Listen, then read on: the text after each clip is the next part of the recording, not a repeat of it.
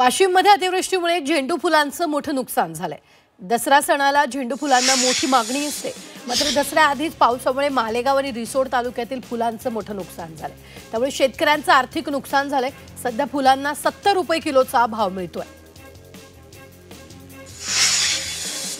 वाशिम जिल्ह्यात मागील 3 दिवसांपासून मुसळधार पावसानं हजेरी लावली आहे। पावसाचा सर्वाधिक फटका मानोरा तालुक्यातील शेतकऱ्यांना बसलाय। सोयाबीन पिकावरील शेंगांना कोंब फुटल्यानं पिकांचं मोठं नुकसान झालंय, तर उत्पादनात मोठी घट होणार असल्याची भीती व्यक्त केली जाते। तळपसह परिसरातील शेतकऱ्यांनी शासनानं तातडीनं पंचनामे करून नुकसान भरपाई द्यावी अशी मागणी केली आहे।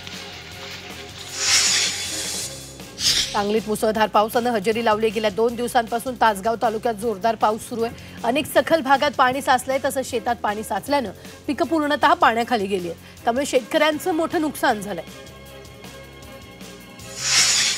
राज्यात खरीप हंगामात आतापर्यंत 47,95,000 हेक्टरवरील पिकांचं नुकसान झालेलं आहे। त्यामुळे फेब्रुवारी ते ऑगस्ट दरम्यान 4 वेळा 2,542 कोटी रुपयांची मदत जाहीर केली आहे। तर सप्टेंबर महिन्यात अतिवृष्टीमुळे 24 जिल्ह्यांमध्ये आतापर्यंत 22,27,000 हेक्टर पिकांचं नुकसान झालंय।